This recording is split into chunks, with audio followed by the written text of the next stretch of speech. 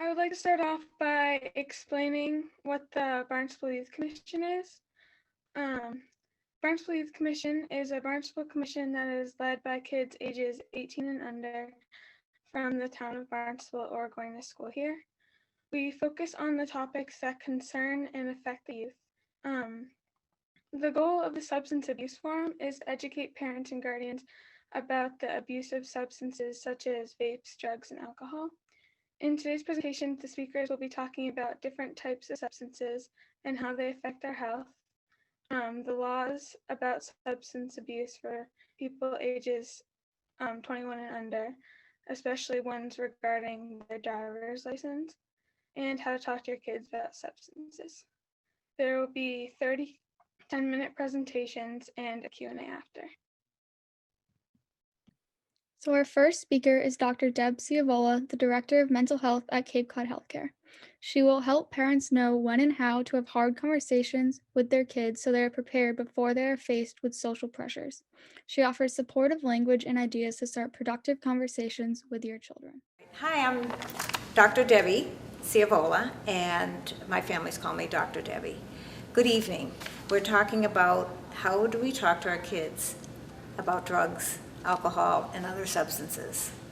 It's a scary topic, one that most of us as parents do not want to face or would like to avoid. But in this case, we're going to talk about what's the best way that you can talk to your children.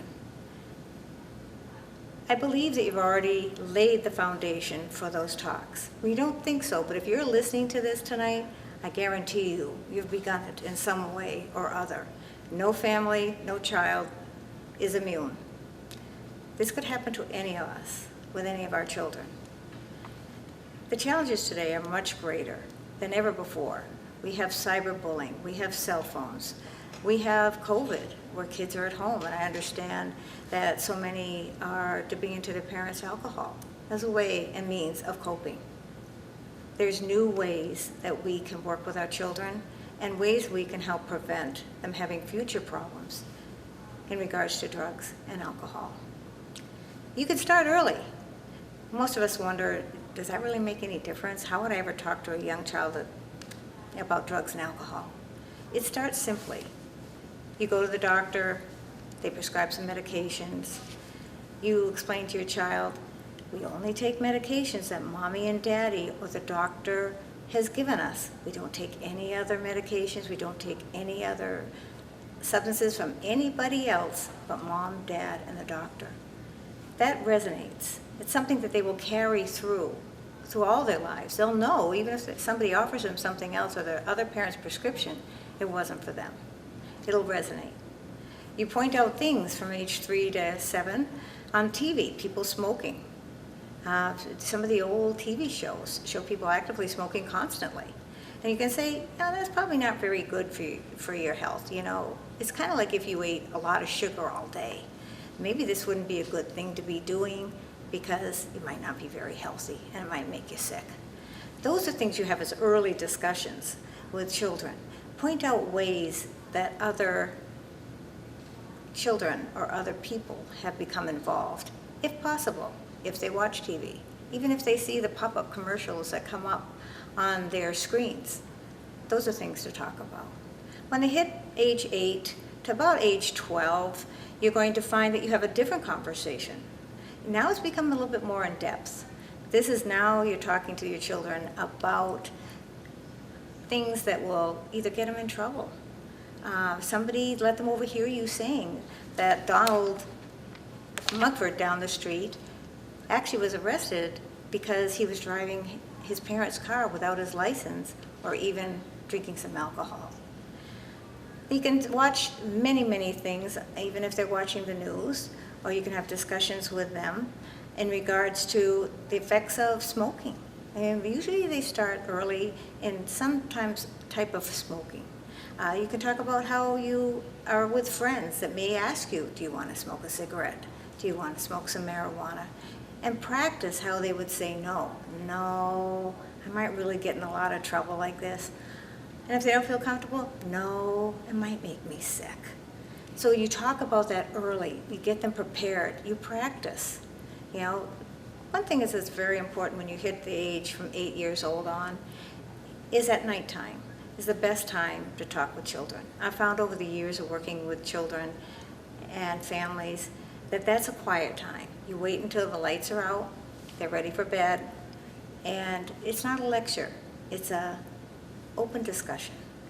And things would be like, not to say, how was soccer practice today? Because they'd say, good. You'd say, who did you play with today? Who was the best, would you say, on the team today, even if they didn't make a goal? You get them talking. Get them, they're called open-ended conversations rather than closed. A closed would be, again, did you like school today? Yes. Did you do your homework? Yes. I also find in the dark that allows you to not be as concerned about your body language. Body language is 80% of everybody's perception. If you're sitting in the dark with your child and you place your hand on their shoulder or their arm, at that point, you can, if you look a little horrified at something they might say, it's not going to be quite as noticeable. Do your best to stay calm. When they hit age above 13 to 17, 18, those are critical ages. You've already laid the groundwork, but let's just say you didn't realize that and you're starting today.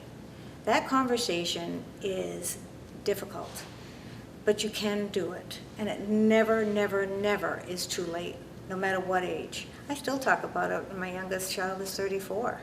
We have 5 children, and no family gets through without anything. But I'm very grateful I didn't have the challenges that you are facing today with your children. So in that age group, the 13 to 17, 18 age, is a critical time as well.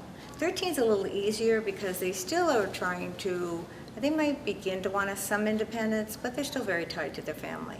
As they get older, that peer pressure and the peer influence is even greater. That doesn't mean they've walked away from your values. If they ask you, have you ever tried drugs? Have you done anything? Be honest. If they catch you in a lie, it's going to be a problem. It's better to say, yes, but I learned from my mistake. And this is what I learned.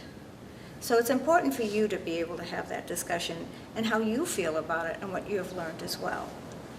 I also think at that age group, nighttime is the absolute most important time to talk to them. They're peaceful, they're getting sleepy, they'll be more open to talking to you as well. You can talk about before they're going to go to a party and just say, who do you think is going to be there? What would you do if somebody offers you drugs, alcohol, or even just cigarettes? You teach them ways to say no as well. And the ways to say no are something as simple as saying, I just got in trouble last week. I got grounded. I don't want to get grounded again. I want to go to the football game or another party as well. Give them outs. Teach them. Have them practice with you. You could even say, what would you say if somebody asked you if you wanted some alcohol? But also make your values known. They're at an age group they really may try, and it's not uncommon that they do, but they need to know if in a softer way of saying what the consequences. What do you think I would do if you came home drunk? What do you think I'd do if I found you smoking cigarettes? But you have to lay that foundation. That is not a first-time conversation you have with your child. That's a subsequent conversation. You also teach them to always have $20, as my 7-year-old granddaughter says, backup money. Always in their pocket if they go somewhere. Not to spend, but to have it in case they have an emergency. Make it safe and let them know that if they're ever in a situation, even if it's 2 in the morning, they can call you without consequences. The gift is that they called you. The downside of that is you'll be gripping the driving wheel, trying not to respond to what they've been saying. It's going to take a lot of effort, and it's hard to stay calm. Believe me, I know. But you can do it, because it's important that they know that they have a safe place, a safe out, and a way to get away from those issues and away from the pressure that they're feeling. And if all else fails, young ladies, it's not uncommon, sexual assault is very high in that age group, is if someone won't leave them alone, start yelling fire. Everybody responds to that. So there's ways that you can talk to your children, how to keep safe. By the way, I do want to mention, you do want to park your car at least 2 blocks away from wherever they are so that they can save a minimal amount of space when you are picking them up to take them home. I also think it's important to let them know your consequences. And I say consequences in a way, in a softer way. If we take a hard line and we draw the line in the sand and we say, this is what you're going to get, and if you ever try this, this is what's going to happen to you. That is an invitation for them to push back and rebel. You want to make it safe enough that they understand your values and consequences, but they also have an ability to respect your style and your consequences. It's very disturbing when I was working with children. I was living in Dallas at the time. And it's important that they have the $20 backup money, but it's also important that they don't have an excess of monies that they could be using. If you see them going through a great deal of money, or you see your alcohol going down, those are things to take a look at.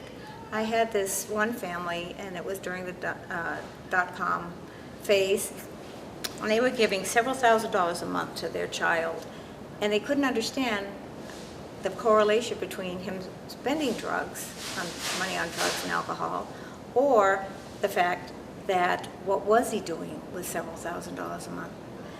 Even though I worked with a family, the father was pretty resistant because he had been poor when he was a child and felt his 16-year-old son should have this. Well, as it turns out, he left treatment, and within 6 months, he was found overdosed in his bathtub. There are serious consequences to drugs and alcohol. That's not to frighten you. You're listening because you're doing the work, because you care and you want to make a difference. And we hope and pray that our children will not be one that goes down that road. But if it does, you can handle it. Our second speaker of the evening is Officer David Downs of the Barnstable Police Department. Officer Downs is the current school resource officer at Barnstable Intermediate School in a strong and active role in our community.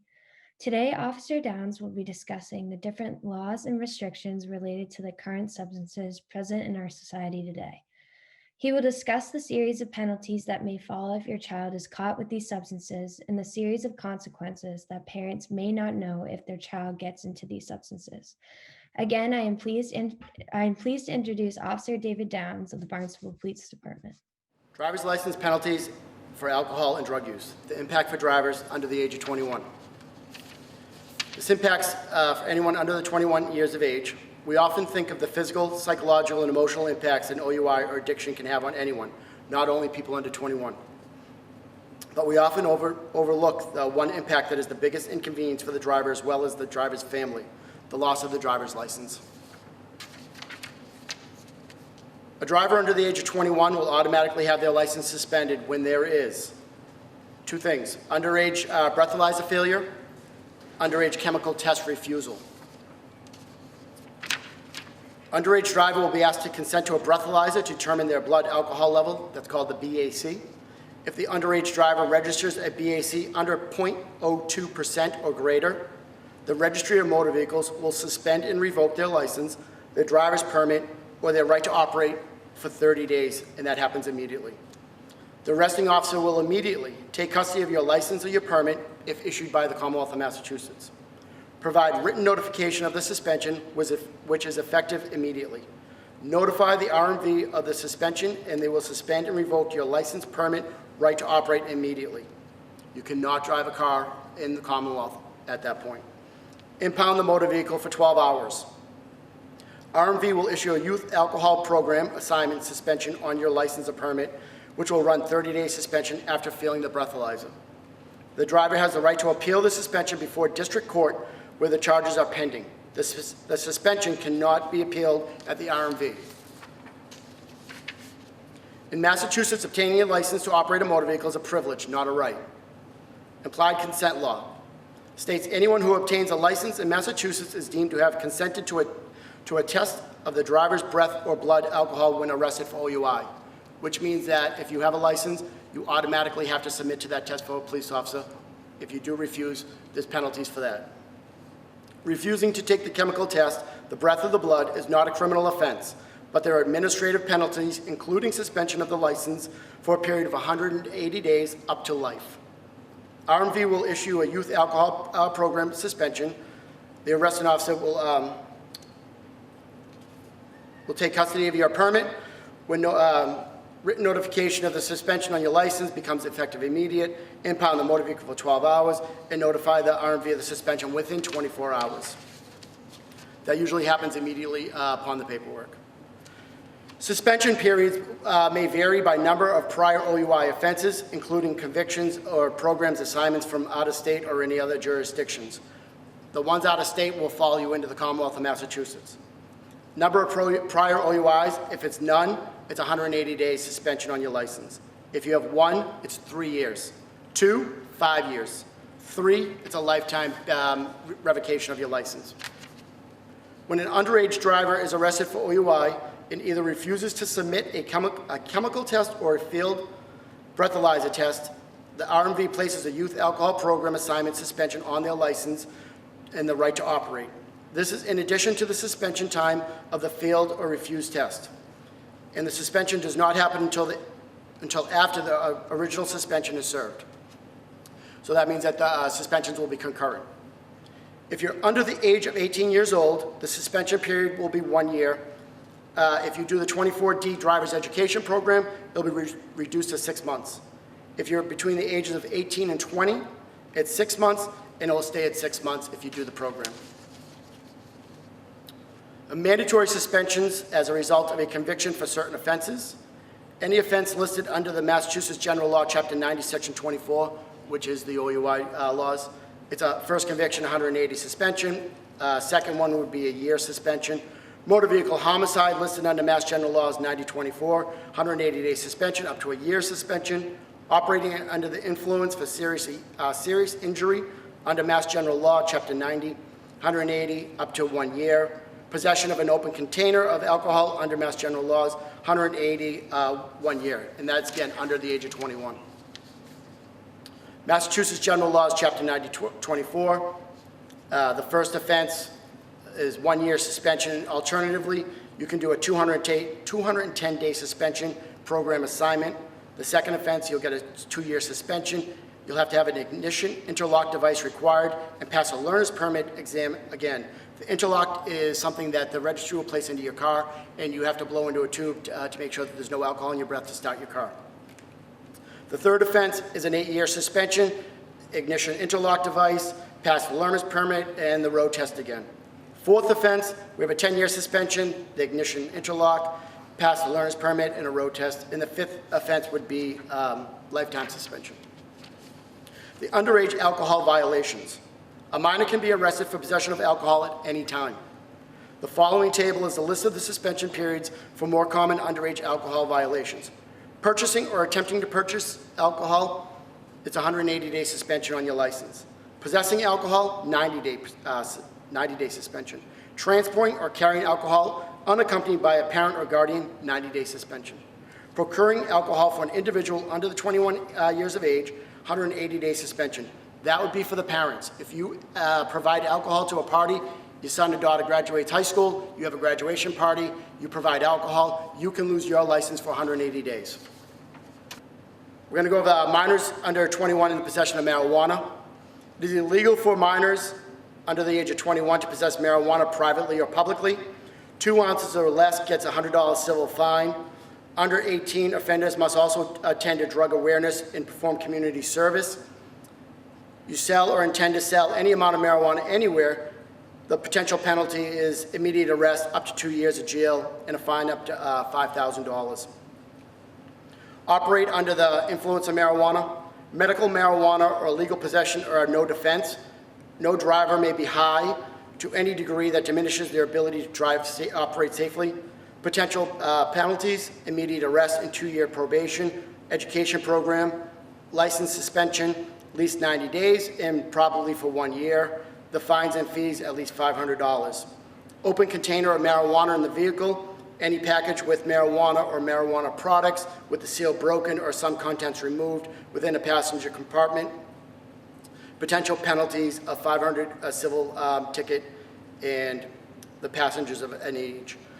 If you are under the age of 18 and you are found with marijuana by the police officer, you do have to provide a Commonwealth of Massachusetts testing, and you'll have to go to a class, of a youth class, you will issue a fine.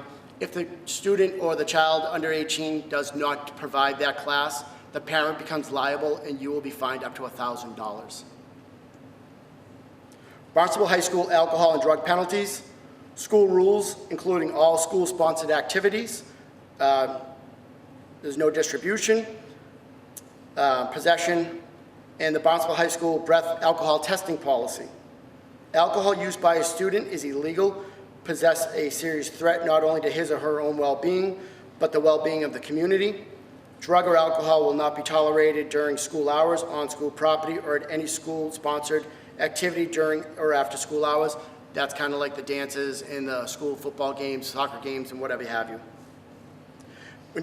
When determining possible alcohol use or intoxication by a student during the school day or at a school-related function, the safety of the student is the primary concern. An assessment of the student suspected of the alcohol use may be aided by the use of a breathalyzer alcohol device, and that would be provided by the administration. Our third speaker of the night is Officer Dennis Stample of the Barnstable Police Department. Officer Stample is the current school resource officer at Barnstable High School and a strong and active role in our community. Today, Officer Stample will be discussing the new products and substances that kids are using currently and how they work. He explains how to identify each product and how to prevent your child from using these substances. He provides tips and tricks on how to identify these substances and where kids often seem to hide them in their rooms. Again, I am pleased to introduce Officer Dennis Stample of the Barnstable Police Department.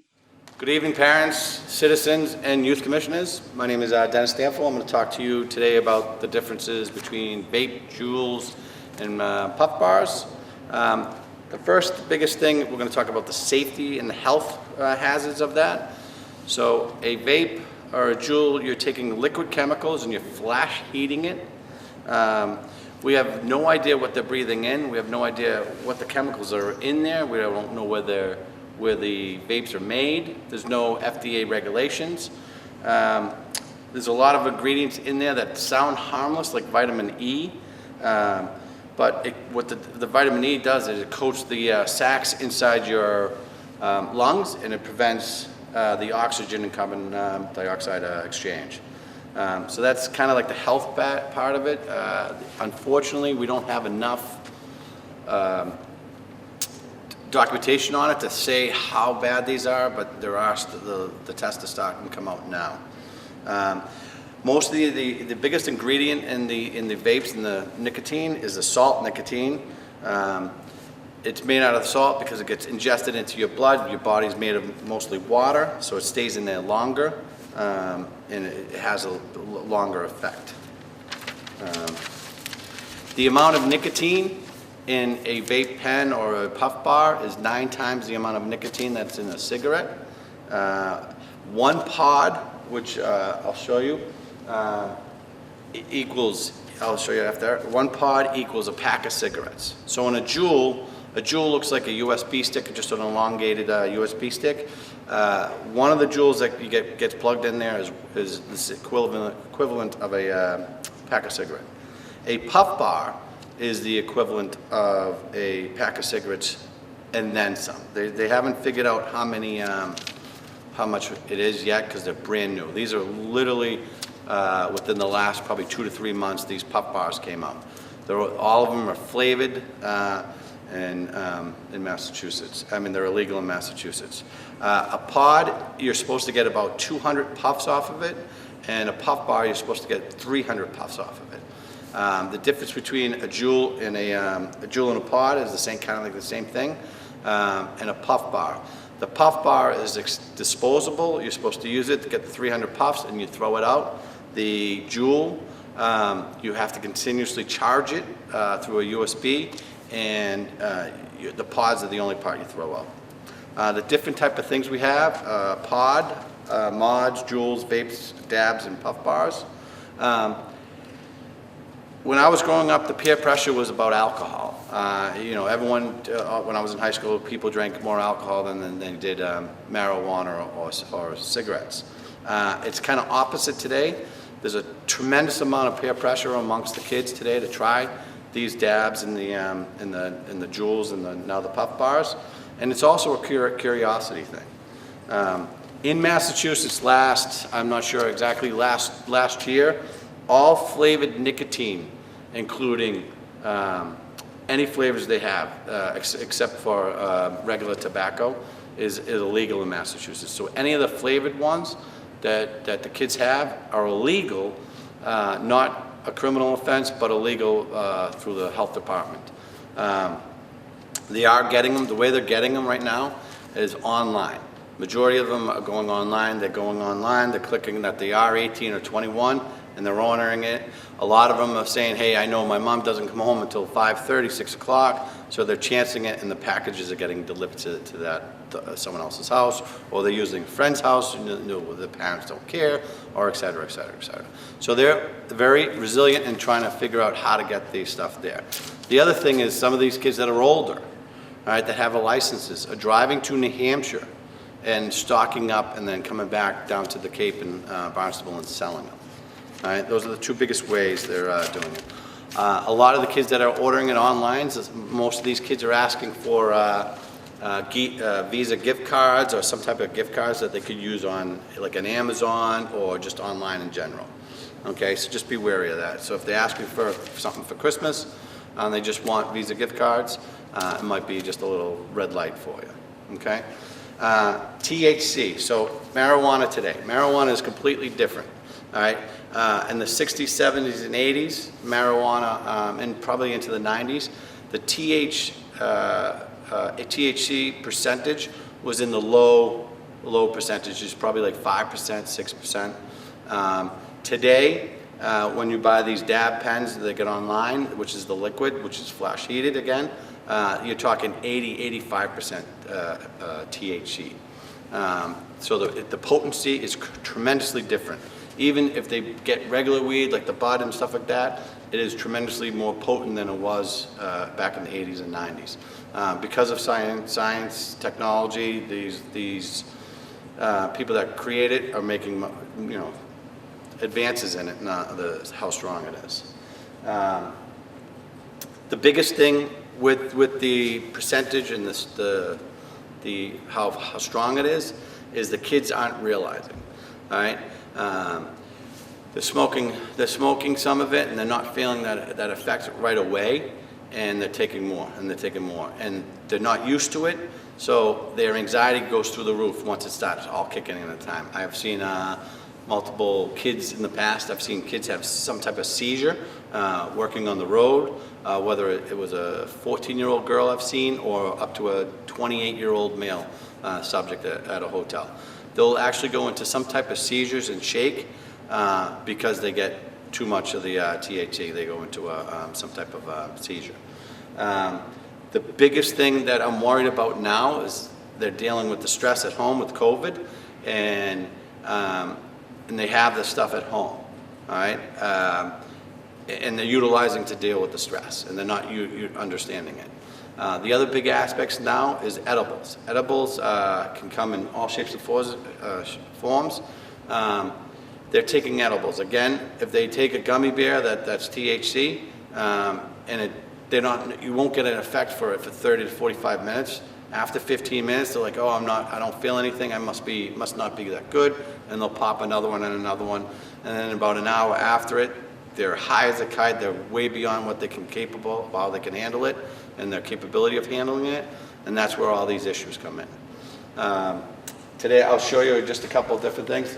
The biggest thing with that is Visine. If your kid's asking for Visine, they come in different shapes. That might be something you should be aware of, because they're all carrying Visines, because when they're smoking the dabs or the Juuls or the puff bars, their eyes are turning color and they don't want to get caught. So this is a puff bar. It kind of looks like a highlighter, but with the contraption at the top of it. This is the one that is disposable. There's 300 puffs in there. And this is mixed berries. They all come in different flavors.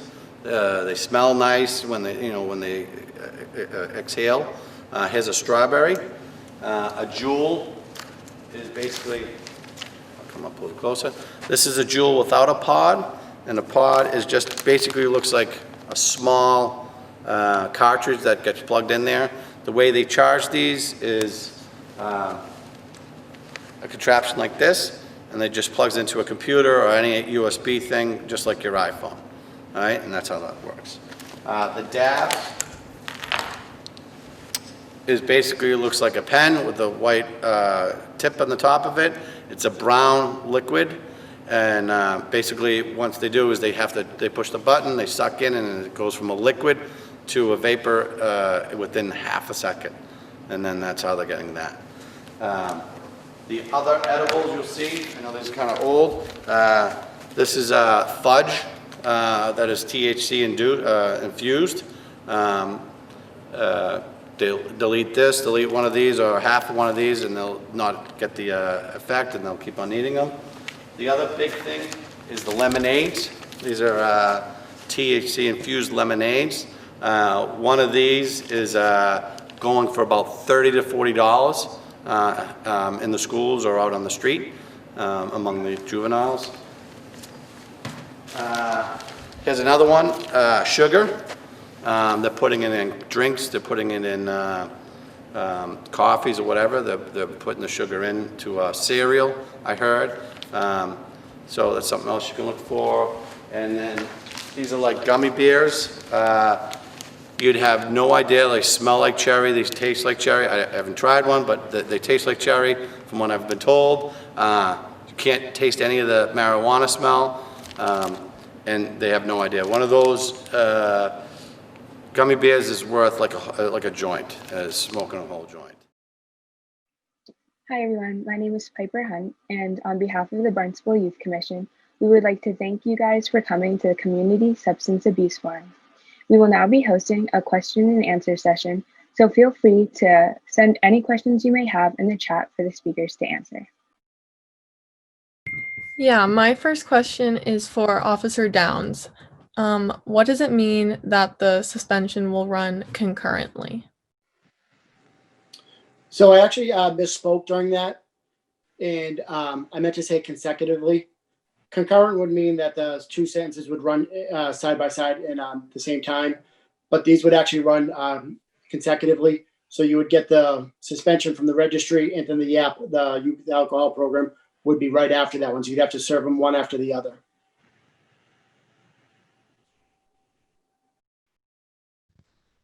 This question is for Dr. Ciola. Let's say I, the parent, find a drug in my child's room. What do I do? Do I call the police if it is a substance like heroin? When do I start discussing with my child, or should I get help to do that?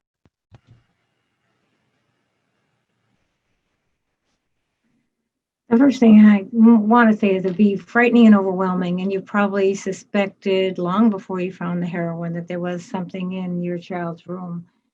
In that regard, try not to react immediately. Gather your resources, give yourself a few, even 24 hours to decide, to be prepared, to decide how you want to address this with your child.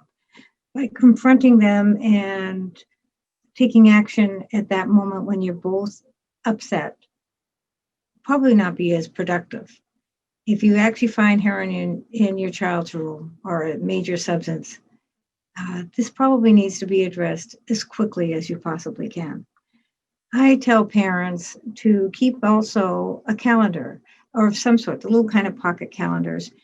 And each time, if you're wondering if they're using, keep a little check mark and a little note where they were, what was happening on that square. Eventually, you'll see a pattern. And in regards to notifying, would I notify the police or what would I do?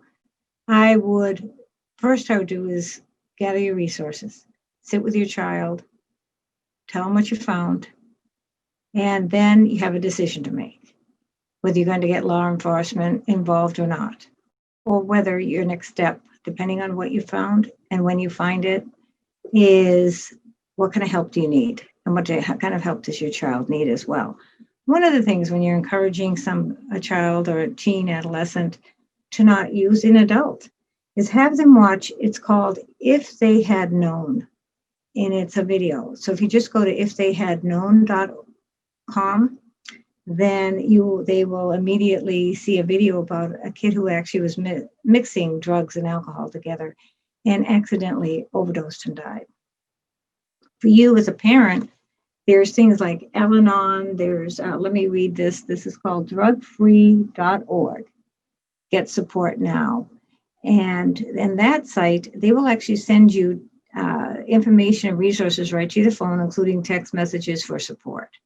So in regards to that, then there are many resources out there, but be armed, be prepared, and figure out how you want to have the conversation when you're both sober, you're both calm, and make your decision. But they need to be very, very clear that this is not acceptable, and action and consequences will take place. Can I just add on to that? For the parents, Massachusetts has a Good Samaritan law, which is for alcohol and narcotics and drugs. So I bet some parents would think if I report this to the police, that the police might arrest my child or arrest us for having illegal drugs inside the house. That wouldn't happen. You'd fall under that Good Samaritan law. So you wouldn't be able to, we wouldn't be able to press charges, nor would we want to. Mm-hmm. Do you find, Dr. Stanford, that people do report when they find substances in their children's home? Yeah, we get called from, I get called at the high school, or we'll get called when someone working on the road. I found this in my house. Can you get rid of it? And then we'll go in, we'll grab whatever it is. Usually it's drug paraphernalia, and then we'll take it and properly discard it. Good. Okay. So the next question is for the youth. So if anybody on the Youth Commission would like to answer it, it says, what kind of drug prevention programming is happening in the Barnstable Public Schools, and if any? Personally, I'm not very aware of this at my age, at least. I'm not sure if there is any at a younger age. If anybody else would like to answer. I mean, I think one of the few things that we do is we actually have the 7th grade youth summit that is about making right choices, and that kind of addresses it a little bit. But from the administration side, I think Officer Stanfield or Officer Downs would have a bit better knowledge on that in Barnstable Public Schools. So in the intermediate school, the health and wellness class will address alcohol, narcotics, and some vaping and things like that. It's on the level of the teachers at the wellness classes. So that's where it's taught at that level. In the high school, normally they're disciplined for having either alcohol or drugs inside the school. Within the last, probably since the COVID and all that, right before COVID, they actually started implementing, if certain individuals were caught more than once, they were having them go to some type of drug and alcohol counseling prior to coming back, or going, making sure they were set up for drug and alcohol counseling while they're back in school. So that seems to be a little bit of a new trend that the administration staff is doing. I think it's a great idea, because just the discipline doesn't work, and they need something else. Dr. Debbie, although I suspect that my son or daughter is vaping, they repeatedly deny it. How do I get them to open up and understand how dangerous it is? Again, I think that and I actually would like to, I thought you gave a lot of great information about vaping in itself, but one is trust your instincts. If you think your child is vaping, most likely that they are. Remain calm. This is still your child, and your relationship is very important. And parents have a powerful influence in children. The fact that I always reference that, the fact that you're listening and asking these questions tells me you're already a very involved parent. But how you react can make the difference between them opening up and not opening up. The subject is delicate. They can become quite defensive. They're also in a fragile state, as they've been feeling like they're keeping secrets. And the other thing is, if you notice that it's a big problem and they're not opening up, then consult a professional for yourself. and find out if there's some ways. But there are tips for getting the truth from your child. And I think some of them is think of a plan of how you want to talk to them. Try not to go into the conversation cold. I think that's really important because we have a tendency, we're upset, we've been perseverating, thinking about it, and then all of a sudden we blurt it out. Avoid direct accusations of drug involvement. I think that when we do a direct confrontation, we do fight or flight, and probably most of you can identify with that. We'll either push back or we retreat and not open up at all. And avoid using things like your father's going to kill you. I do have seen some serious consequences Not a just good from thing. people saying that, and that's a very common thing to say to your child.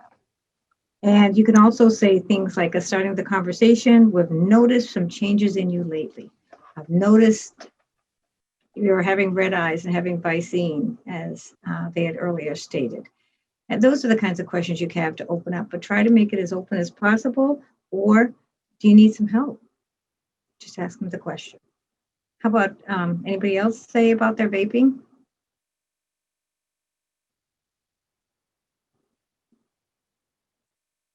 Okay.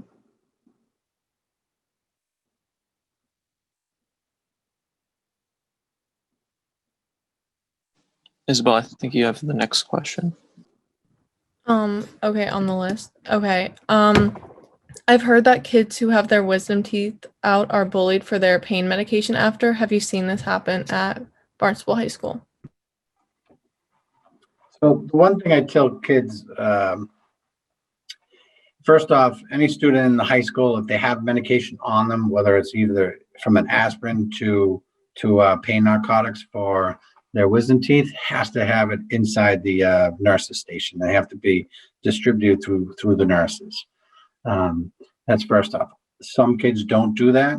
The one thing I would tell all the kids or the parents to tell their children, if they're going into school with pain medication, don't tell anybody.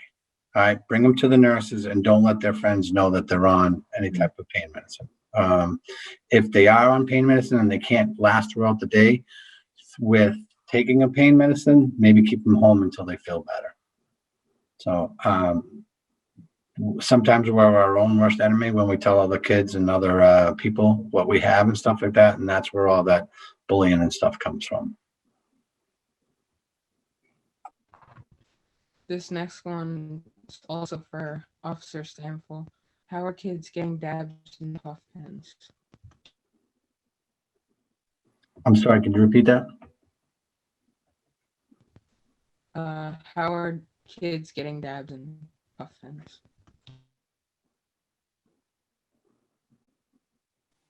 Oh, you're muted. You're muted. I was getting screamed at by my daughters in the background there that I was on mute, so sorry about that. So right now, a puff bar is going for about $15 a whack. All right, that's about an average right now. So one of those puff bars. Hold on. One of these is about $15 whack. They actually cost probably about $5 to $8 up in New Hampshire, depending on where you're getting them. The biggest way they're getting them is either through the internet or driving to New Hampshire or sometimes maybe Rhode Island. Most of the stories I've heard is they're going to New Hampshire because they don't have sales tax up there. And that's a lot. And they're buying copious amounts of them and they're coming down and they're selling pretty quick. Whether right now they're not selling inside the school because we're remote, but a lot of them, kids are driving to houses during the day and they're selling them and giving them to the kids. And it's all through social media. Nina's up next. Officer Stample, can you tell us about the hidden in plain sight trailer that you had at the forum last year? So the Barnstable Police Department, the Recreation Department and the Youth Commission and the schools are working in a collaboration of creating this hidden in plain sight trailer. And then basically what the trailer is basically any teenage, whether it be a boy or girl, their bedroom. And inside that bedroom, we're going to have the parents walk in, and they'll be able to see all the stuff around it. Everything looks normal. And when they pick up something, I'll start to explain it to them, or I'll point certain things out. Hey, why do they have the Visine there? Or there's a USB charger here, or there's a weed grinder, or whatever it might be.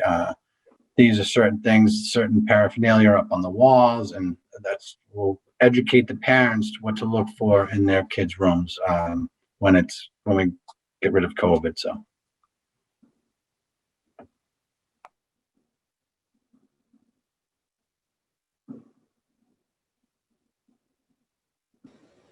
Mark, you're up. Have you been seeing an increase in the youth's substance during this COVID-19? I'll answer that one again.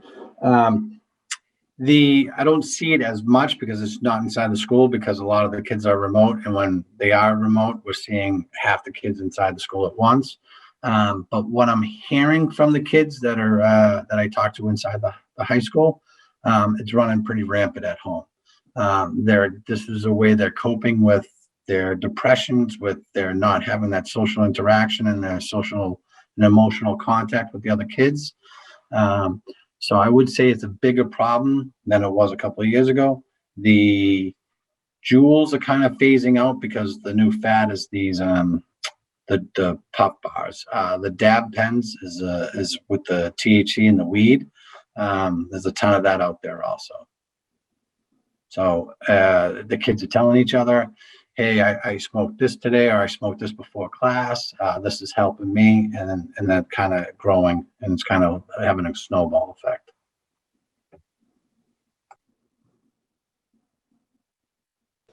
Nina? Sorry. My next question is for Officer Downs again. If I find drugs or other paraphernalia in my home, how should I dispose of it?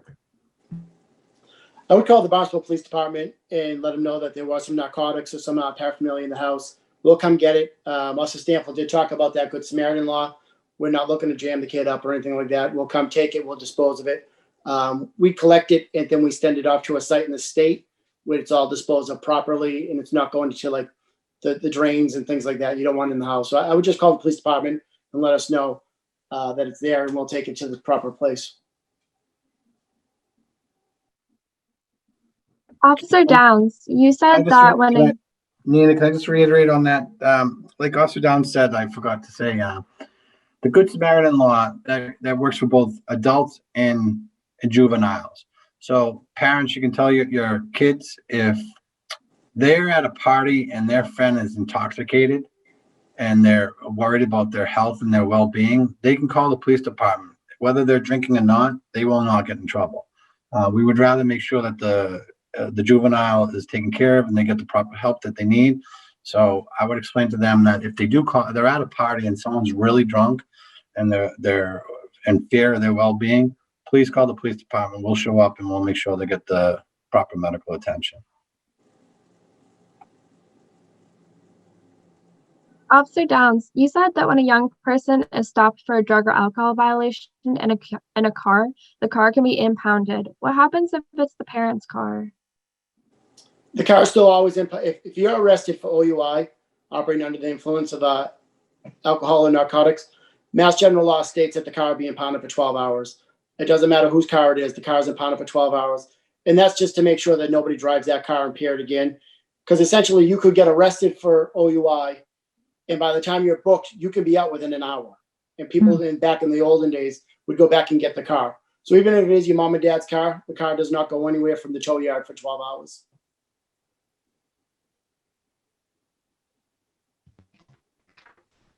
This one's for Dr. Ciovola. Many parents of today's teenagers / young adults smoke cigarettes, drank alcohol, and experimented with marijuana and other illicit substances when they were a similar age to their kids. How do we use our experience to encourage our children not to engage in risky behavior when they can turn around and say they are not doing anything that their parents didn't do, and explain that the substances that are available today are much more toxic, potent, and addictive. Correct. I think the substances today are more potent, and then we had a great presentation regarding that, which I think is important. And for every person that says to be honest and open, you're going to find people that say, will advise caution. I'm more in the middle ground where, you need to know your child and how much information you want to give them. And there's the truth and the God awful. So what I mean to say for that is you could, depending on the age, depending on the child, you want to be honest. And you can phrase it, but you don't have to say I was high every day and my parents had to pick me up. You don't have to necessarily go into all that detail in the beginning, but you can say, well, I was young and stupid. We didn't know all the effects on the brain back then, but yeah, I tried it and felt a lot of pressure from other kids. And you can also then say, again, gauging to see where the kid is at, do you feel pressure too? And then that might get them talking, and then you can find out if you need to give them more detail. I can say I've heard many child say, or adolescents say, well, my parents did it, or you did it, so it's okay if I do it. I think that a good defense is a good offense. That's not the case. We didn't know back then what we know today, and it did still have serious consequences. I had friends that were at different events, and there was a lot of drugs being passed around, and they fried their brain. You can tell them about those, and that is a true story. It was horrible. And so there are ways that you can talk to your kids about it, but I would say do it with caution. Gauge your child about what age, what information they need to know. But I think if you are not honest, and you could lose a lot of credibility with your child as well. So I think it's important to be as transparent, but proceed with caution.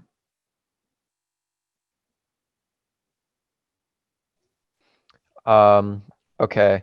So the next question is for Dr. Ciavola also. I have friends who are lonely and are coping when at home using remote substances. I talk to them and ask them to go to their parents. I'm not comfortable going to their parents and not sure how to help. Where do I go to help my friends? Well, first of all, good for the individual they're being a true friend by talking to their friends about it and their concern. I think that shows real maturity and also shows that you can be a friend.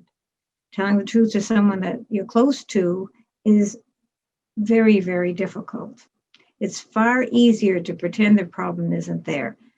I do think there's always a risk if the person said they didn't feel comfortable going to the parents.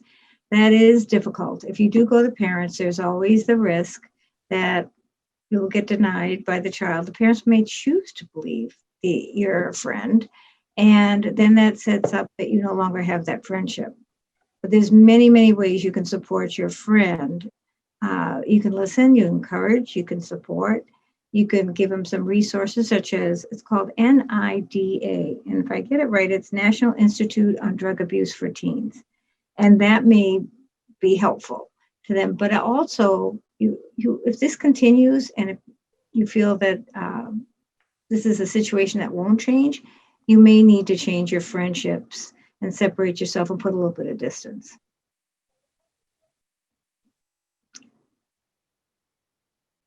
Anyone else want to add to that?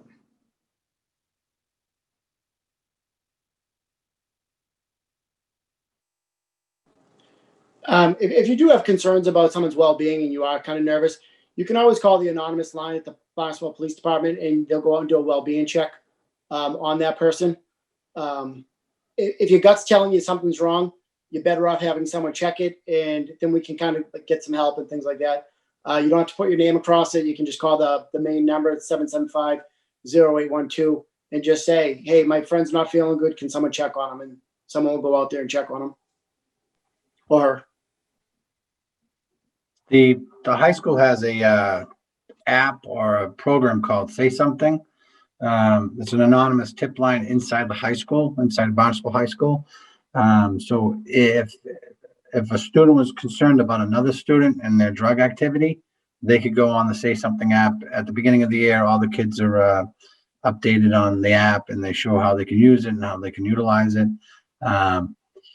And if they were concerned about another student's well-being with the use of narcotics or an alcohol, they can go on there and they can report it. It's completely anonymous. It goes to through the Sandy Hook promise, and it gets filtered back to the administration and myself and Sergeant DeRusso.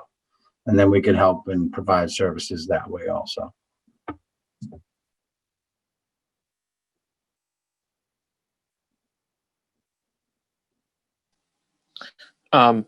This is to any speaker.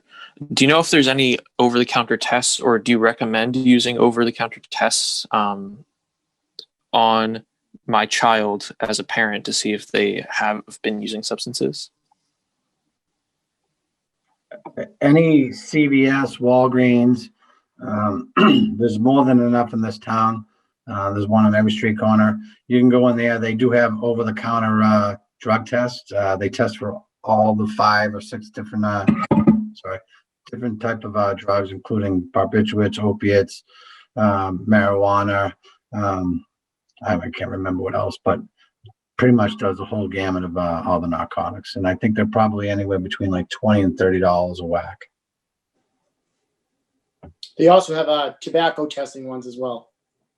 Oh, wow.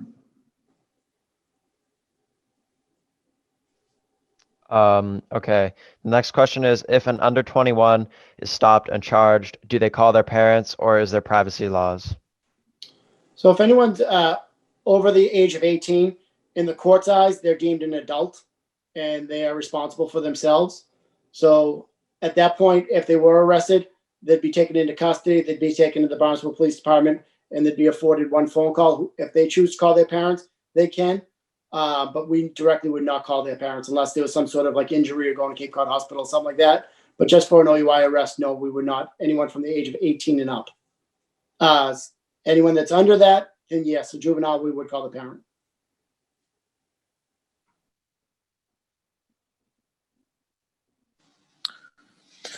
I'll read the next one. If a child has a parents who use a substance or have a substance abuse disorder, is the child more susceptible to developing a drug problem?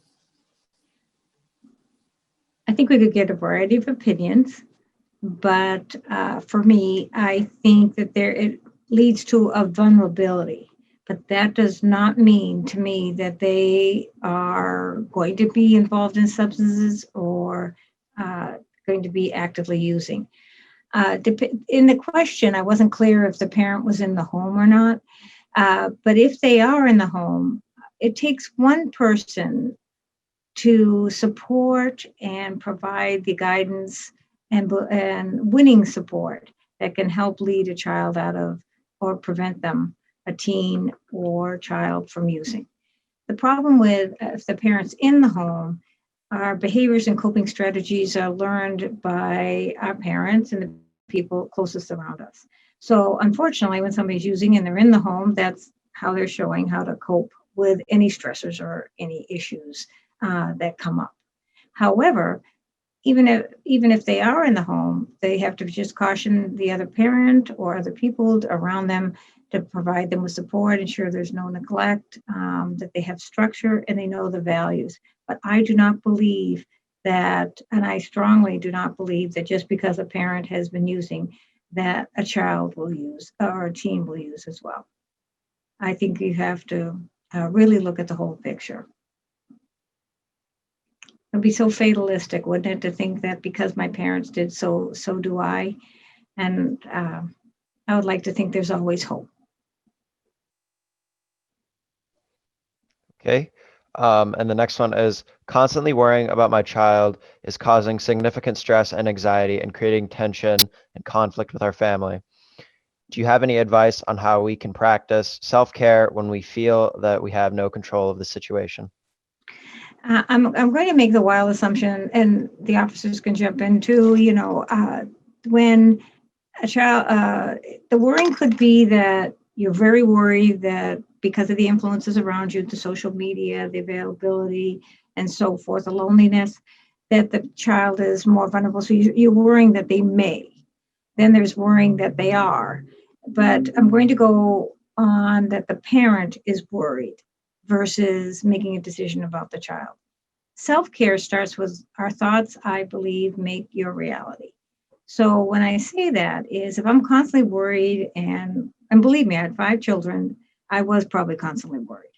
And somebody was always doing something I didn't want them to be doing. But I had to work on what I was telling myself. And as a parent and as a psychologist, I would say, watch your thoughts.